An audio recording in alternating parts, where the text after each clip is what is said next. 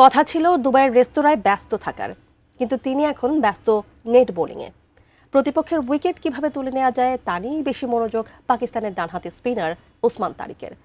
অথচ তিনি হতে পারেন এই টি-20 বিশ্বকাপে পাকিস্তানের সবচেয়ে বড় অস্ত্র। রহস্যময় এই স্পিনারের বদলে যাওয়া জীবনের গল্প শোনাচ্ছেন বদিউজ্জামান মিলন।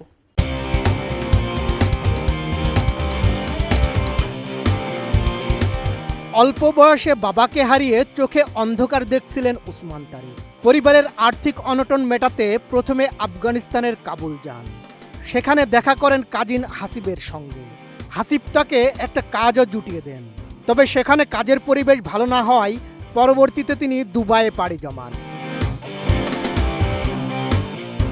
দুবাইয়ে থাকাকালীন ওসমান সোনাপুরের লেবার অ্যাকোমোডেশনে থাকতেন এবং একটি রেস্তোরাঁর কিচেনে ঘন্টার পর ঘন্টা দাঁড়িয়ে কখনো পেঁয়াজ কাটতেন, কখনো অন্য কোনো সবজি কাটতেন।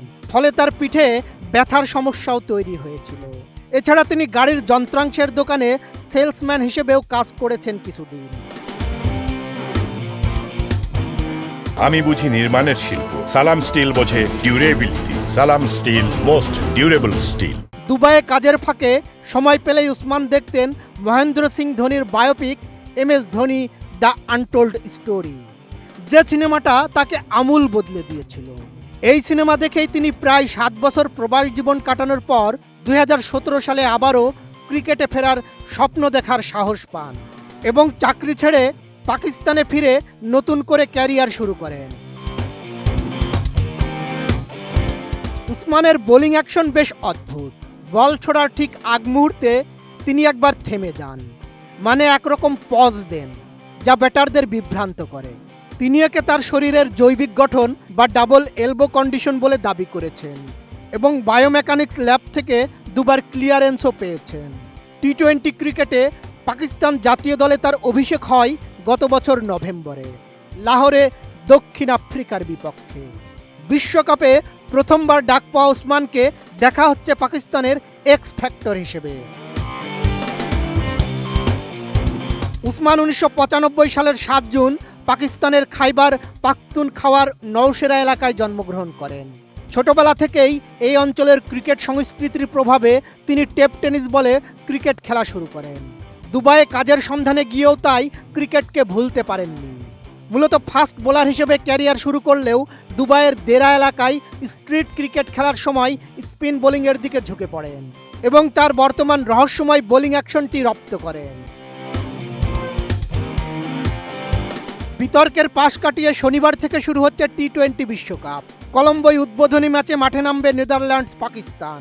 তবে বিশ্বকাপের আগ মুহূর্তে পাকিস্তান দলে আলোচনায় এই রহস্যময় স্পিনার। বোলিং অ্যাকশন নিয়ে ওঠা প্রশ্ন, অস্ট্রেলিয়ান ব্যাটার ক্যামেরন গ্রিনের ইঙ্গিতপূর্ণ আচরণ, সবকিছু মিলিয়ে বিশ্বকাপের ঠিক আগে ওসমানকে ঘিরে বাড়তি আলোচনার জন্ম দিয়েছে। বিশ্বকাপের গ্রুপ পর্বে পাকিস্তানের সামনে চ্যালেঞ্জটা সহজ নয়। রাজনৈতিক উত্তেজনার কারণে এ গ্রুপে ভারতের বিপক্ষে ম্যাচ বয়কট করার সিদ্ধান্ত নিয়েছে পাকিস্তান। ফলে সুপার 8-এ উঠতে হলে নেদারল্যান্ডস, যুক্তরাষ্ট্র ও নামিবিয়ার বিপক্ষে ম্যাচগুলোতে জয় পেতেই হবে বাবর আজমদের দলকে।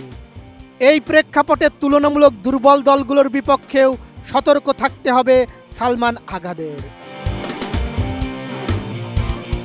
পেঁয়াজ কাটার ছুরি ছেড়ে যিনি আজ হাতে তুলে নিয়েছেন ক্রিকেট বল, দুবাইয়ের সেই সাধারণ হোটেল বয় ওসমান তারিক এখন বিশ্ব ক্রিকেটের এক বিস্ময়কর ধাঁধা। অভাবের তাড়নায় দেশ ছাড়া, 17 ঘন্টা দাঁড়িয়ে হাড় ভাঙা খাটুনি, আর ধোনির সিনেমা দেখে আবারও স্বপ্ন ছোঁয়ার সেই জেদ, সবটাই যেন রূপকথাকে হার মানায়। পরিশ্রম আর প্যাশন থাকলে যে ভাগ্যকেও বদলে দেওয়া যায়, ওসমান তারিক তার জ্বলন্ত প্রমাণ। লড়াকু এই ক্রিকেটার কি পারবেন এবারের বিশ্বকাপে পাকিস্তানের তুরুপের তাস হতে? উত্তরটা না হয় সময়ের হাতেই তোলা রইল। বদিউজ্জামান মিলন, ATN নিউজ।